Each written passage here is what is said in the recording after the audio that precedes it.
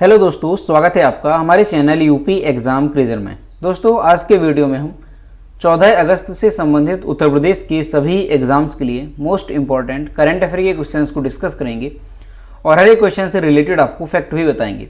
और वीडियो के अंत में हम आपसे क्वेश्चन भी पूछेंगे जिसका जवाब आपको कमेंट बॉक्स में देना है। और अगर आपको इसकी PDF डाउनलोड करनी है तो इसकी PDF आप हमारे टेलीग्राम ग्रुप से डाउनलोड कर सकते हैं। टेलीग्राम ग्रुप की लिंक आपको वीडियो के डिस्क्रिप्शन में मिल जाएगी। और दोस्तों, ये जो Uttar Pradesh daily current affair का वीडियो है, ये यूपी के सभी कॉम्पिटिटिव एग्जाम्स के लिए मोस्ट इंपॉर्टेंट है। जैसे UPSI हो गया, यूपी पुलिस है, इसके अलावा RO ARO उत्तर प्रदेश शिक्षक भर्ती यानी सुपरटेट और UPPSC है। यानी उत्तर प्रदेश के जितने भी कॉम्पिटिटिव एग्जाम्स हैं सभी के लिए मोस्ट इंपॉर्टेंट है। तो अगर आप उत्तर प्रदेश के किसी भी एग्जाम्स की तैयारी कर रहे हैं तो इस वीडियो को रेगुलर जरूर देखें। तो चलिए शुरू करते हैं। आज का सेशन शुरू करने से पहले हम कल के क्वेश्चंस को रिवीजन करेंगे। कल का पहला क्वेश्चन है, उत्तर प्रदेश राज्य को 11 साल बाद इंडियन रोड कांग्रेस की मेजबानी मिली है, इसका कार्यक्रम कहां पर आयोजित किया जाएगा? तो ये लखनऊ में आयोजित किया जाएगा। अगला क्वेश्चन है, हाल ही में चुनाव आयोग द्वारा उत्तर प्रदेश की किस स्थानीय पार्टी को राजनीतिक दल के रूप में मान्यता दी गई है? तो अपना दल, ऑप्शन नंबर ए इसका करेक्ट होगा। दोस्तों, उत्तर प्रदेश करंट अफेयर की लास्ट 1 ईयर की यानी साल 2021 की अगर आपको PDF ई बुक डाउनलोड करनी है तो इसकी लिंक आपको वीडियो के डिस्क्रिप्शन में मिल जाएगी, वहां से आप इसकी PDF ई बुक डाउनलोड कर सकते हैं। इसके साथ ही अगर आपको उत्तर प्रदेश करंट अफेयर की लास्ट 6 मंथ की यानी पिछले 6 महीनों की उत्तर प्रदेश करंट अफेयर की PDF ई बुक डाउनलोड करनी है तो इसकी लिंक भी आपको वीडियो के डिस्क्रिप्शन में मिल जाएगी। तो वहाँ से आप ये दोनों PDF ई बुक डाउनलोड कर सकते हैं। और अगर इसे डाउनलोड करने में कोई प्रॉब्लम होती है तो साइट पर आपको WhatsApp नंबर और ईमेल मिल जाएगा जिस पर आप कॉन्टैक्ट कर सकते हैं। अगला क्वेश्चन है, हाल ही में राज्य सरकार ने दिव्यांगों को पदोन्नति में आरक्षण 3% से बढ़ाकर के कितनी फीसदी देने का फैसला लिया है? तो अब जो है ये 4% कर दिया गया है। अगला क्वेश्चन है, भारतीय सेना ने किसके सहयोग से हिम ड्रोन ए थॉन कार्यक्रम का शुभारंभ किया? तो ड्रोन फेडरेशन ऑफ इंडिया के सहयोग से। अगला क्वेश्चन है, निम्नलिखित में से किसे अखिल भारतीय फुटबॉल महासंघ का पुरुष फुटबॉलर ऑफ द ईयर खिताब मिला? तो ये मिला है सुनील छेत्री को, ऑप्शन नंबर बी इसका करेक्ट होगा। अगला क्वेश्चन है, बर्मिंघम 2022 के समापन समारोह में कौन से चैंपियन भारत के ध्वजवाहक रहे? तो निखत जरीन और अंचत शरत कमल, ऑप्शन नंबर सी इसका करेक्ट होगा, ए और बी दोनों। अगला क्वेश्चन है, डिफेंस एक्सपो यानी कि डेफ एक्सपो 2022 का जो 12वां संस्करण है इसका आयोजन कहां पर किया जाएगा? तो गुजरात में इसका आयोजन किया जाएगा। अगला क्वेश्चन है, हाल ही में प्रवास मार्केट लिंकेज स्कीम ये किस राज्य से संबंधित है? कहां पर इसे शुरू किया गया? तो ये जम्मू कश्मीर से संबंधित है। अगला क्वेश्चन है, हाल ही में प्रदीप पटवर्धन का निधन हो गया, ये किस क्षेत्र से संबंधित थे? तो ये जो है अभिनय से संबंधित थे, ऑप्शन नंबर सी इसका करेक्ट होगा। तो दोस्तों, ये थे पिछले वीडियो के क्वेश्चंस जिसका हमने रिवीजन किया। अब हम शुरू करते हैं आज का सेशन। आज का पहला क्वेश्चन है, केंद्रीय गृह मंत्री पदक 2022 के लिए चुने गए 151 पुलिसकर्मियों की सूची में उत्तर प्रदेश के कितने पुलिसकर्मी शामिल हैं? इसका जो करेक्ट आंसर है वो है ऑप्शन नंबर सी, 10 पुलिसकर्मी। दोस्तों, 12 अगस्त 2022 को जो गृह मंत्रालय है, गृह मंत्रालय के द्वारा, केंद्रीय गृह मंत्रालय, उसके द्वारा 151 पुलिसकर्मियों की सूची जो है बनाई गई है। कौन से पुरस्कारों के लिए? तो केंद्रीय गृह मंत्री पदक 2022 के लिए। अब दोस्तों, ये जो 151 पुलिसकर्मी इस सूची में शामिल किए गए हैं तो इनमें हमारे उत्तर प्रदेश के भी पुलिसकर्मी हैं। कितने हैं हमारे उत्तर प्रदेश से? तो ध्यान रखेंगे आप, 10 पुलिसकर्मी जो है ये उत्तर प्रदेश से संबंधित हैं। टोटल कितने हैं? 151 पुलिसकर्मी टोटल हैं। कौन सा पुरस्कार है? ध्यान रखेंगे, केंद्रीय गृह मंत्री पदक 2022। ठीक है, ये इसके पुरस्कार हैं। दोस्तों, इस सूची में अगर देखा जाए कि जो 151 पुलिसकर्मी हैं तो इसमें किस राज्य से कौन कौन से हैं जो प्रमुख रूप से हैं? तो CBI के 15 जो है इसमें पुलिसकर्मी शामिल हैं, NIA के 5 हैं और महाराष्ट्र पुलिस के 11, मध्य प्रदेश और उत्तर प्रदेश पुलिस के 10-10 पुलिसकर्मी इसमें शामिल हैं, केरल है, राजस्थान और पश्चिम बंगाल के 8-8 पुलिसकर्मी इसमें शामिल हैं और शेष जो है ये अन्य राज्यों से हैं। अधिकतर यानी कि जो ज़्यादा संख्या में थे ये प्रमुख राज्य हैं, उनमें से ये आपको याद रखने हैं। खासकर उत्तर प्रदेश का ध्यान रखना है कि उत्तर प्रदेश से 10 पुलिसकर्मी इसमें शामिल रहे। दोस्तों, अब ये जो पुरस्कार है केंद्रीय गृह मंत्री पदक 2022 जैसे दिया जा रहा है तो ये किस पुलिसकर्मी को दिया जाता है?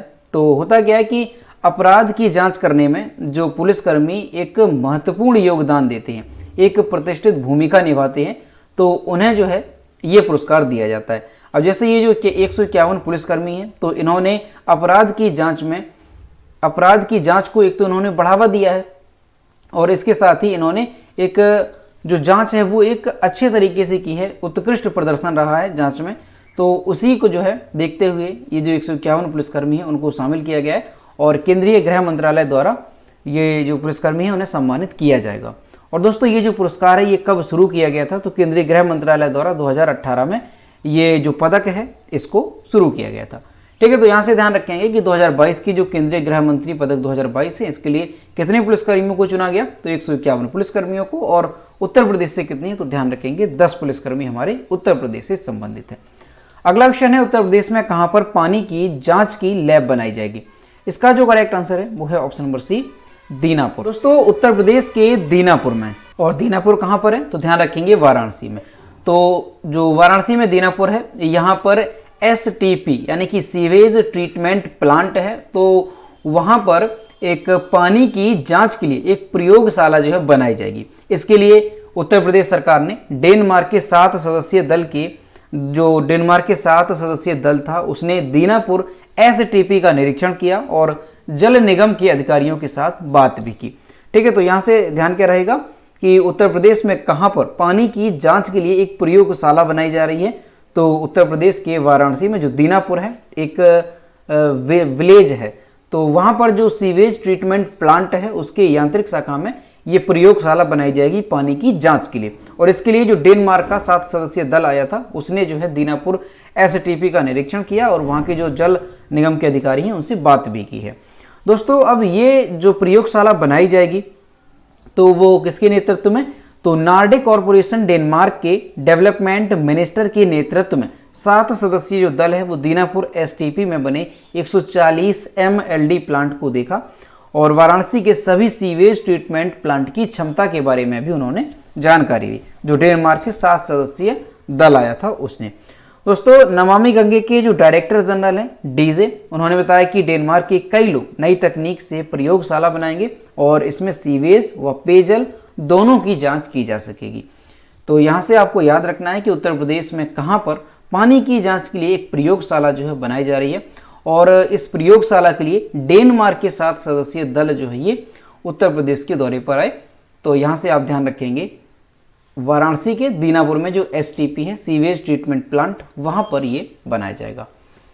अगला क्वेश्चन है, कॉमनवेल्थ गेम्स में स्वर्ण पदक विजेताओं को उत्तर प्रदेश सरकार कितने रुपए से सम्मानित करेगी। इसका जो करेक्ट आंसर है वो है ऑप्शन नंबर सी, 1 करोड़ रुपए से। दोस्तों हाल ही में जो बर्मिंघम में कॉमनवेल्थ गेम्स 2022 के किए जा रहे थे, तो उनका समापन हुआ और उसमें जो हमारे उत्तर प्रदेश के 8 खिलाड़ी हैं उन्होंने उसमें मेडल्स जीते। ठीक है, ध्यान रखेंगे कॉमनवेल्थ गेम्स में उत्तर प्रदेश के 8 खिलाड़ियों ने मेडल्स जीते। अब दोस्तों ये जो 8 खिलाड़ी हैं जिन्होंने मेडल्स जीते हैं देश के लिए, तो इनके लिए जो मुख्यमंत्री हैं योगी आदित्यनाथ, उन्होंने सम्मानित करने का इन्हें फैसला लिया है, और सम्मान के रूप में इन्हें जो है कितना रुपए दिया जाएगा, तो जो गोल्ड मेडलिस्ट हैं जिन्होंने स्वर्ण पदक जीता है उन्हें 1 करोड़ रुपए दिया जाएगा, और जिन्होंने रजत पदक यानी कि सिल्वर मेडल जीता है उन्हें 75 लाख रुपए, और जिन्होंने कांस्य पदक जीता है उन्हें 50 लाख रुपए दिए जाएंगे। तो ये जो है सम्मान की धनराशि है जो विजेताओं को दी जाएगी। और इसके साथ ही एक बात और यहाँ से ध्यान रखेंगे कि जो पदक विजेता हैं उन्हें राजपत्रित पद पर नौकरी भी दी जाएगी। ये भी फैसला लिया है योगी आदित्यनाथ जो मुख्यमंत्री हैं उन्होंने। ठीक है, तो यहाँ से बात ध्यान रखेंगे, एक तो कि बर्मिंघम कॉमनवेल्थ गेम्स में उत्तर प्रदेश के कितने खिलाड़ियों ने मेडल जीते, तो 8 खिलाड़ियों ने जीते, और इन्हें जो स्वर्ण पदक विजेता है उसे कितनी धनराशि जो है सम्मान के रूप में दी जाएगी प्रदेश सरकार के द्वारा, तो 1 करोड़ रुपए की जो धनराशि है वो गोल्ड मेडलिस्ट को दी जाएगी, 75 लाख रुपए रजत पदक विजेता को और 50 लाख रुपए कांस्य पदक विजेता को।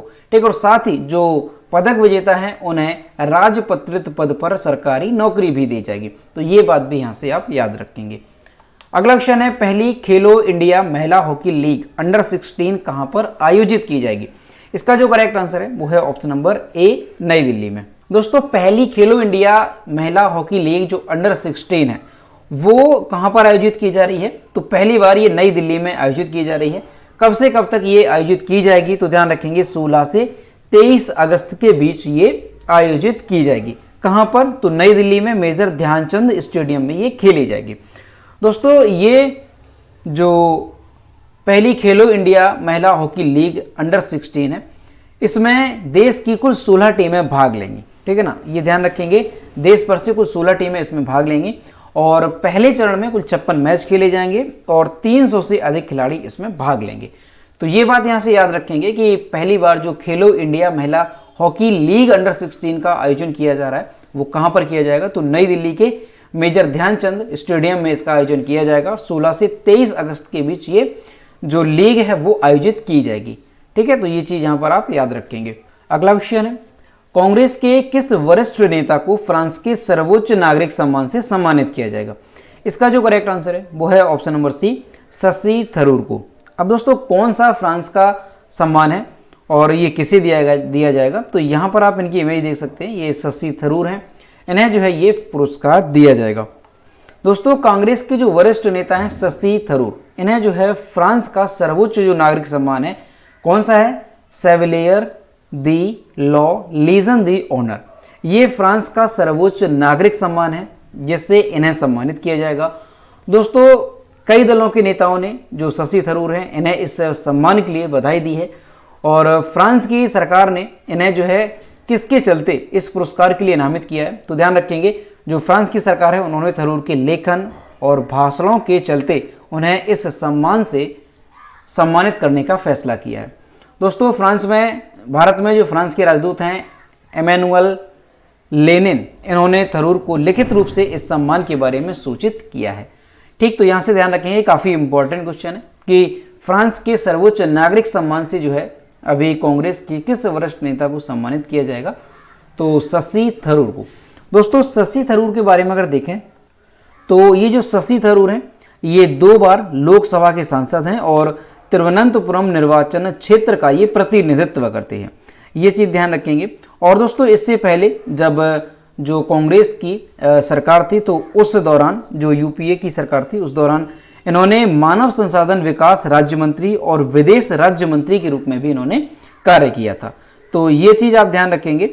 तो अभी जो है, और दोस्तों ये एक अच्छे लेखक भी हैं, इन्होंने कई सारी जो है पुस्तकें भी लिखी हैं, तो वो चीज़ भी आप यहाँ पर याद रखेंगे। तो अभी जो है अगर आपसे पूछा जाता है कि कांग्रेस के किस नेता को फ्रांस का सर्वोच्च नागरिक सम्मान से सम्मानित किया जाएगा, तो आपको याद रखना है इनका नाम शशि थरूर। अगला क्वेश्चन है, हाल ही में ऋषभ पंत को किस राज्य का ब्रांड एम्बेसडर बनाया गया। इसका जो करेक्ट आंसर है वो है ऑप्शन नंबर बी, उत्तराखंड का। यहाँ पर आप इनकी इमेज देख सकते हैं, ये हैं ऋषभ पंत जिन्हें उत्तराखंड का ब्रांड एम्बेसडर बनाया गया।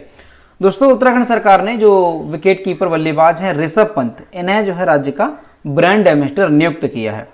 जो उत्तराखंड के मुख्यमंत्री हैं उन्होंने जो है इन्हें राज्य का ब्रांड एम्बेसडर के तौर पर बधाई दी है। और जो ब्रांड एम्बेसडर बनाए जाते हैं तो वो इसलिए बनाए जाते हैं ताकि जो राज्य के लोग हैं उन्हें उनसे प्रेरणा मिल सके।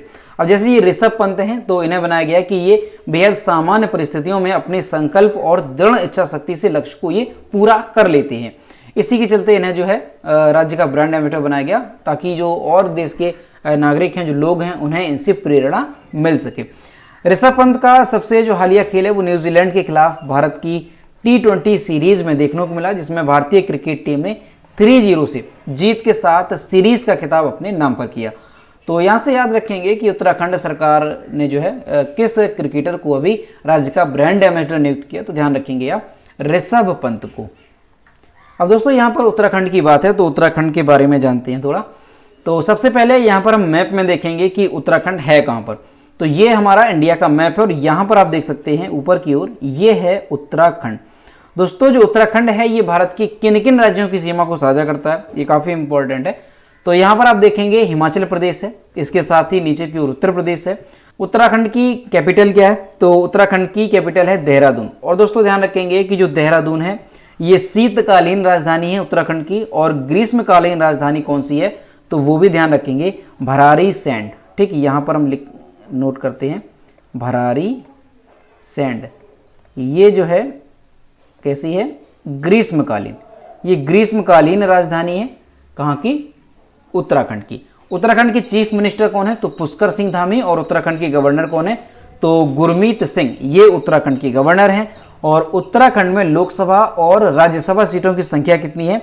तो लोकसभा की बात करें तो 5 यहाँ पर लोकसभा सीटों की संख्या है और 3 यहाँ पर राज्यसभा सीटों की संख्या है। अगला क्वेश्चन है, किस राज्य में जीएसटी चोरी को रोकने के लिए लकी बिल ऐप लॉन्च किया जाएगा? इसका जो करेक्ट आंसर है वो है ऑप्शन नंबर ए, केरल में। दोस्तों, केरल सरकार एक मोबाइल एप्लीकेशन लॉन्च करेगी। किस लिए?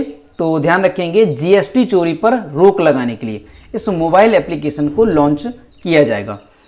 दोस्तों, ये जो मोबाइल एप्लीकेशन होगा, इसके तहत जो लोग हैं वो अपने मूल बिल अपलोड करेंगे और इसके साथ ही उन्हें पुरस्कार से भी सम्मानित किया जाएगा।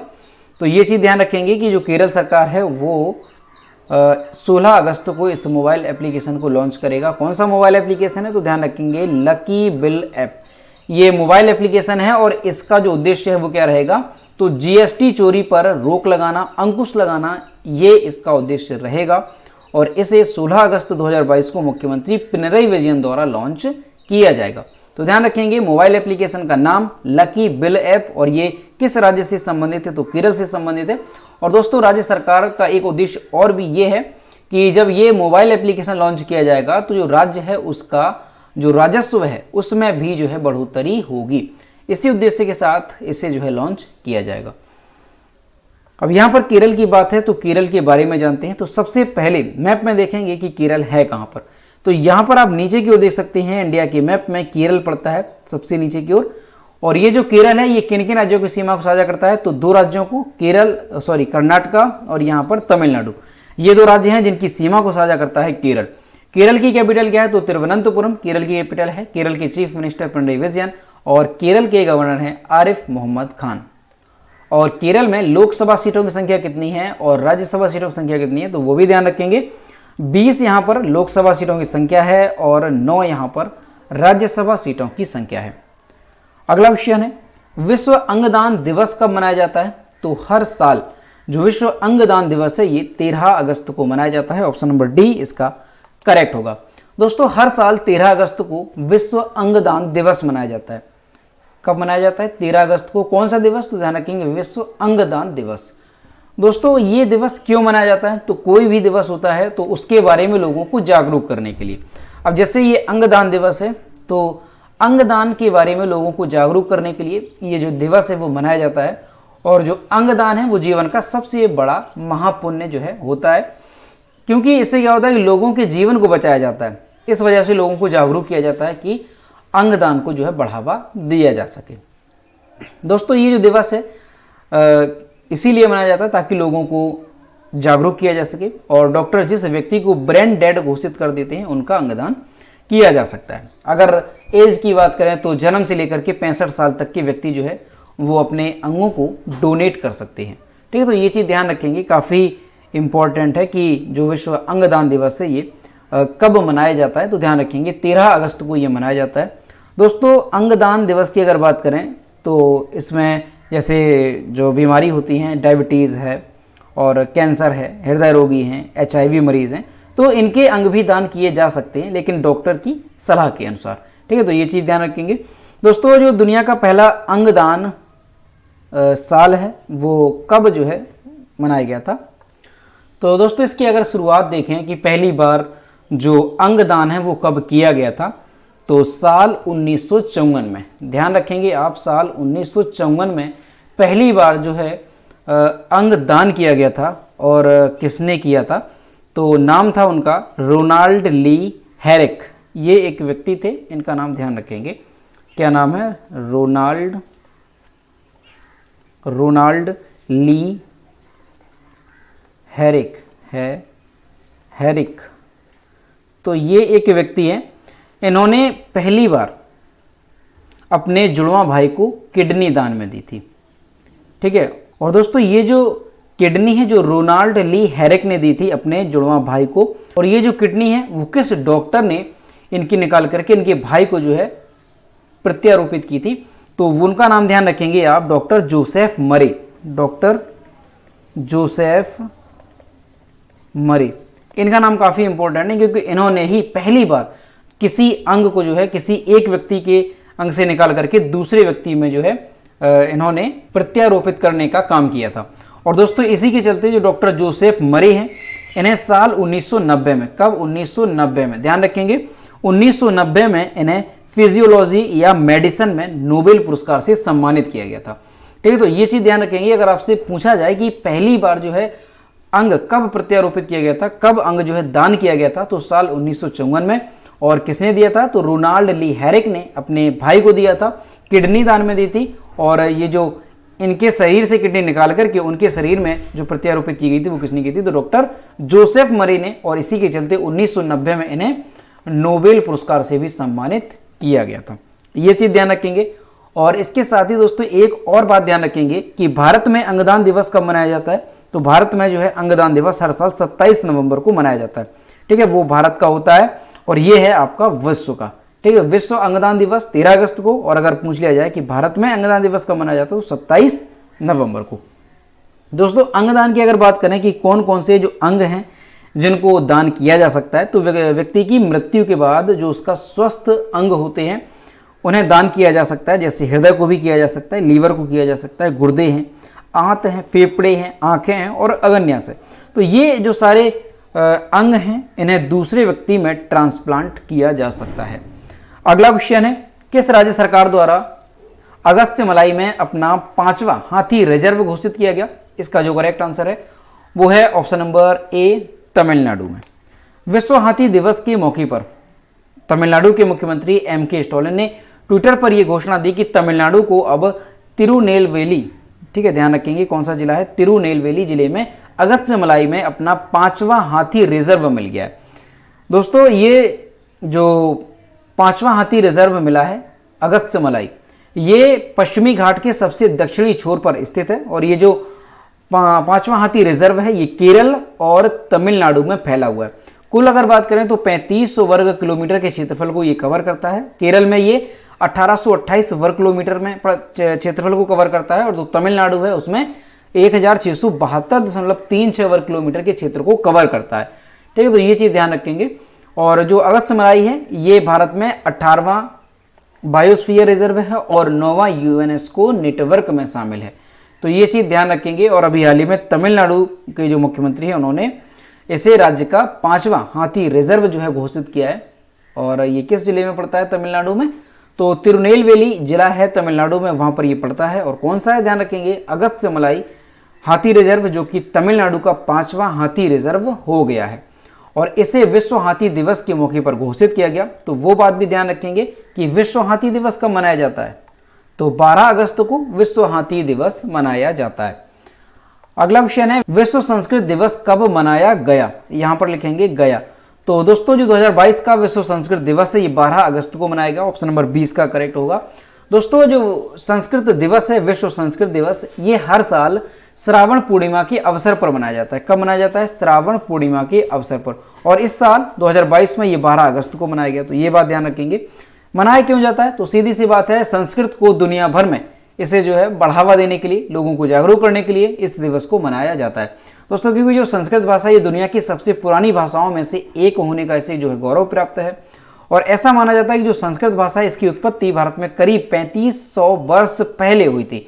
और साल 1969 में पहली बार संस्कृत दिवस का आयोजन किया गया था। और इसका उद्देश्य क्या है, तो अभी बताया कि संस्कृत भाषा के पुनरुत्थान और संरक्षण को बढ़ावा देने के लिए पूरे देश में और पूरे विश्व में ये संस्कृत दिवस जो है मनाया जाता है। तो दोस्तों ये थे 14 अगस्त से संबंधित उत्तर प्रदेश के सभी एग्जाम्स के लिए मोस्ट इंपॉर्टेंट करंट अफेयर के क्वेश्चन जो कि हमने डिस्कस किए। अब हम देखते हैं पिछले वीडियो को क्वेश्चन जो हमने आपसे पूछा था। तो ये है पिछले वीडियो को क्वेश्चन जो आपसे पूछा था कि हाल ही में उत्तर प्रदेश के मुख्यमंत्री योगी आदित्यनाथ ने कौन सा रेडियो चैनल लॉन्च किया। इसका जो करेक्ट आंसर था वो ऑप्शन नंबर बी था, रेडियो जय घोष। और लगभग सभी स्टूडेंट्स ने इसके सही जवाब किए। और मैं आपसे रोज कहता हूँ जो भी क्वेश्चन आपसे पूछा जाए तो सभी लोग क्वेश्चन का आंसर जरूर किया करो। तो ये रहा आज का क्वेश्चन, सिंगापुर में किस भारतीय से जुड़े स्थल पादांग को 75वां राष्ट्रीय स्थल घोषित किया। इसका जो भी करेक्ट आंसर है वो आपको कमेंट बॉक्स में बताना है। और दोस्तों सभी लोग क्वेश्चन का आंसर जरूर किया करो। तो दोस्तों आज का वीडियो पसंद आया है तो वीडियो को लाइक करें, अपने दोस्तों के साथ इसे शेयर करें। और अगर अभी तक हमारे चैनल पर नए हैं तो चैनल को सब्सक्राइब करना ना भूलें। साथ ही बेल आइकन को भी प्रेस करें ताकि टाइम टू टाइम नोटिफिकेशन आप तक पहुंचता रहे। तो मिलते हैं नेक्स्ट वीडियो में। Thank you.